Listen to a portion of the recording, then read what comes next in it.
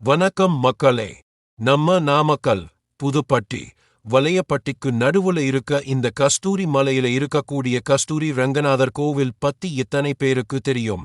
இந்த கோவிலுக்கு சுமார் 200 படிக்கட்டுகள் மேல ஏறி தான் போட மாதிரி இருக்கும். கீழ அடிவாரத்தில் விநாயகர் சன்னதியும் மேல ஆஞ்சநேயர் சன்னதியும் பெருமாள் சன்னதியும் அமைஞ்சிருக்கு. வேற எந்த பெருமாள் கோயில் இல்லாத மாதிரி இந்த பெருமாள் கோயில்ல பெருமாள் சிலையின் மேல் நாக அமைஞ்சிருக்கு.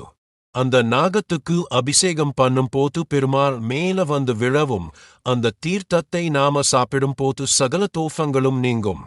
வருஷா வருஷம் புரட்டாசி மாசத்துல வர்ற 3வது சனிக்கிழமை ரொம்ப விசேஷமா இருக்கும்.